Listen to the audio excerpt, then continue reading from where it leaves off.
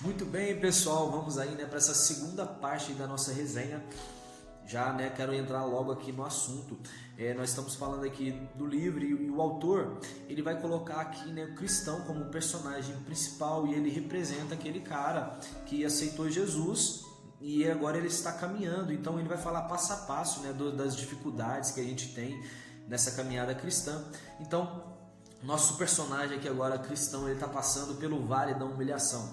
Então, ele desceu aqui por esse vale da humilhação, onde todos nós, passamos por isso. E cristão, ele conseguiu se superar, porque na verdade, nós que somos humildes já, nós não somos humilhados. Então, se Cristo for humilde, a gente também tem que ser humilde. Então, o vale da humilhação precisa ser um lugar assim fichinha pra gente. Então vai contar, ele tomou alguns escorregões, mas passou por ali.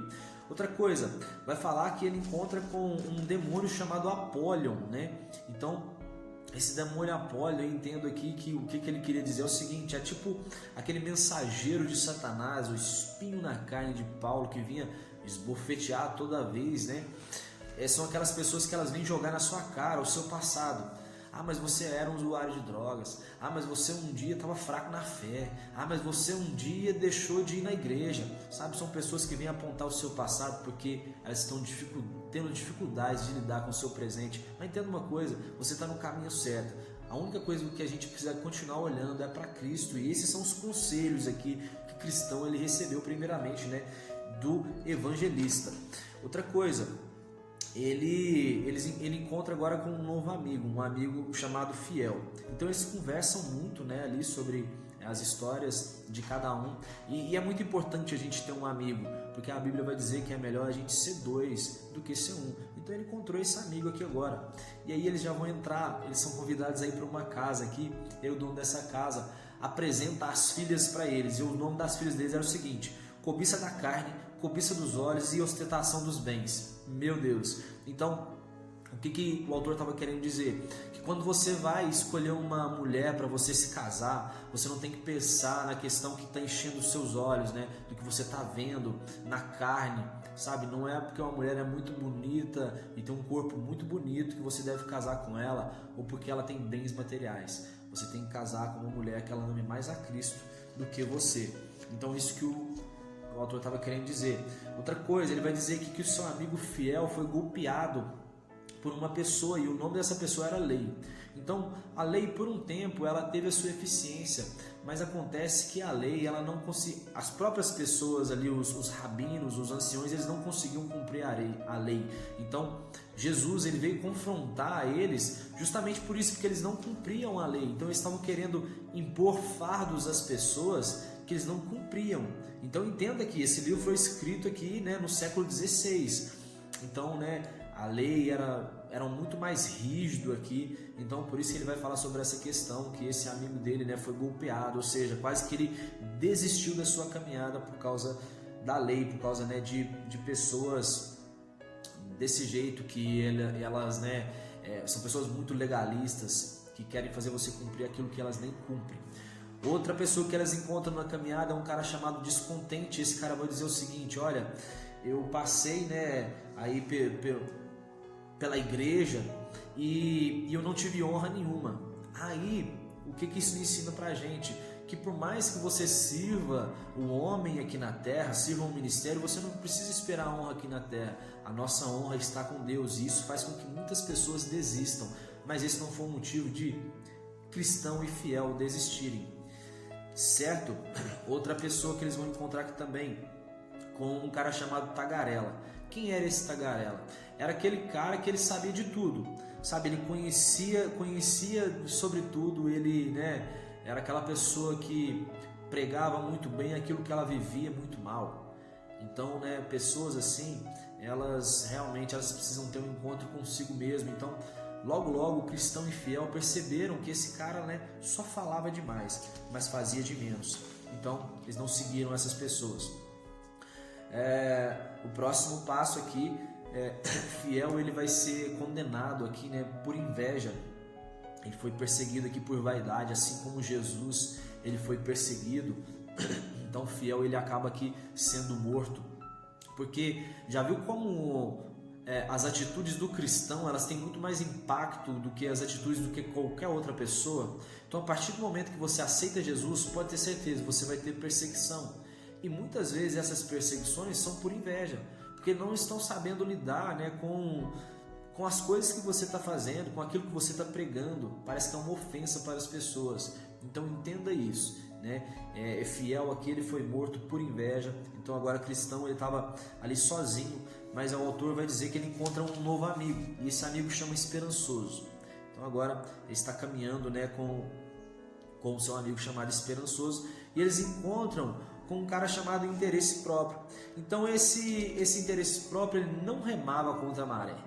Ele aplaudia a religião, ele achava assim, a religião é muito importante, e ele entendia que ser religioso tinha suas vantagens, pois o público gospel é interessante. Você vê nos dias atuais quantos artistas gospel, né, cantores, pregadores, eles não cobram um valor exagerado.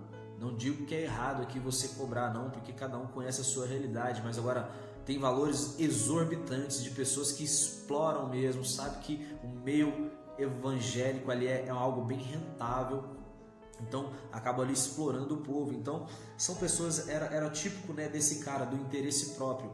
Então, né, cristão e Esperançoso não caíram na onda desse cara. Avançando aqui pelo caminho, eles vão passar ali pelo um gigante, né? Vão entrar na casa de um gigante chamado Desespero. E na casa desse gigante ali, eles passaram por um momento muito tribuloso. Porque o que acontece? O que o autor queria dizer aqui que eu entendo? Imagina que você hoje foi, né, consagrado a pastor e você tinha um emprego. Então agora você vai, né, abandonar esse emprego e você vai ter uma carreira ali, você vai ter um ministério ali em tempo integral. Então, imagina que você não vai, né, ganhar o mesmo valor que você ganhava trabalhando. Então, isso pode fazer com que você entre em desespero e pense assim, cara, eu vou abandonar tudo, né, sabe? Não quero mais, tá vendo? Deus me prometeu algo e agora não está cumprindo. Então, o desespero pode fazer com que a gente, né, confunda aquilo que Deus estabeleceu para nós.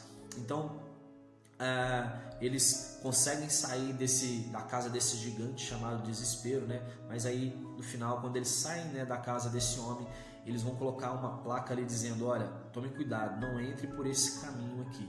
Então, né, eles vão remir ali, deixar uma mensagem para a próxima geração. Então agora, né, eles já estão próximos agora ali do seu destino final. Eles encontram com um homem chamado pastor. Então o pastor ali, né, é aquele que vai dar calma ali para as suas ovelhas. Então eles são ali apacentados, e agora eles já, né, estão bem preparados para poder cumprir ali o seu propósito. E o próximo personagem que eles encontram aqui é com um cara chamado Ignorância. Então esse Ignorância, ele já sabe tudo o que fazer. Ele é um meritocrata, sabe? O autor vai citar aqui um texto de Eclesiastes que vai dizer o seguinte: mesmo quando anda pelo caminho, o tolo age sem o mínimo bom senso e mostra a todos que não passa de tolo. Então, tipo assim, o tolo é aquele cara, né, o tolo, o ignorante, é aquele cara que não adianta você querer falar muitas coisas para ele. Ele, tipo assim, ele sabe que ele é aquilo, mas ele adora ser esse tolo.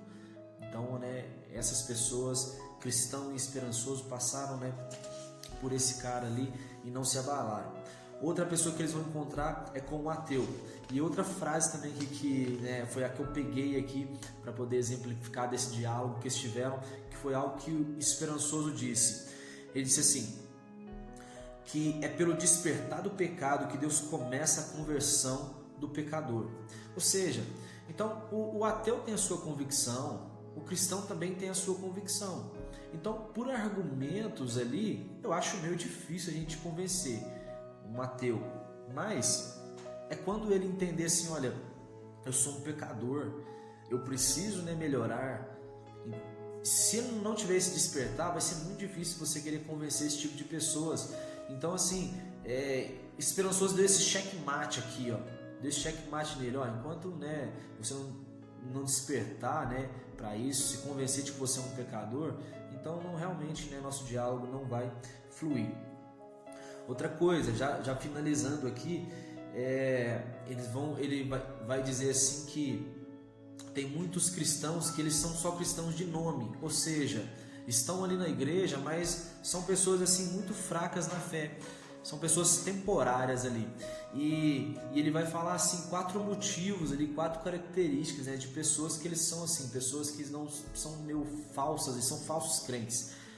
Que a primeira característica é a seguinte, que quando a culpa acaba, cessam aí o que o tornava religioso. Ou seja, olha, eu estava sendo perseguido porque eu estava traficando drogas, aí de repente a polícia ela veio, né, e queria me prender, só que eu escapei, né, e eu entrei para a igreja. Então durante um tempo você fica muito religioso ali dentro da igreja, mas quando passa uns 6 meses, todo mundo já esqueceu aquela história, aí já acabou aquele homem religioso, aí ele volta a fazer as velhas práticas. Então são falsos crentes, são crentes temporários. Outra coisa, uma característica de um crente temporário é aquele que tem medo do homem, vai por causa, né, do medo do homem, por causa do medo dos pais, vai por obrigação. Outros também, eles ficam até um tempo e eles têm vergonha da religião, não assumem, né, que são cristãos, tem muito medo, então são pessoas assim que têm vergonha. Então a palavra de Deus vai até dizer, né, aqueles que me honrarem aqui diante dos homens, eu os honrarei diante do Pai. Então falta para esses crentes temporários assim, né, lerem mais a Bíblia. Outra característica, e a quarta característica aqui, essas pessoas trilham caminhos que direcionam o seu próprio coração, ou seja, só faz aquilo que está agradável para ela, né? Então são esses crentes temporários. Então cristão, né, e esperançoso, ele identificaram todas essas pessoas em suas vidas e eles não andavam com elas, eles simplesmente tinham um propósito. E agora a gente já finaliza aqui, porque agora eles vão passar pelo rio da morte, cumprindo ali o seu propósito e entrando na cidade celestial, que esse é o propósito, né, de todo cristão. Combati o bom combate, acabei minha carreira, né, guardei a fé. Então assim, são as palavras do apóstolo Paulo. Então, esperançoso e cristão aqui, eles cumpriram o seu chamado. E essa é a mensagem, né, que o autor queria passar. Espero que vocês tenham entendido bem essa história, né? Leiam esse livro, um livro muito importante, né? Porque melhor do que você ouvir a resenha é você mesmo estar lendo esse livro. Leiam muito também a Bíblia Sagrada, né? Aqui está falando simplesmente tudo que está na Bíblia Sagrada. E eu espero que tenha ajudado vocês. Que Deus abençoe muito a cada um. Em nome de Jesus, tamo junto e misturado. Valeu, um abraço e até mais.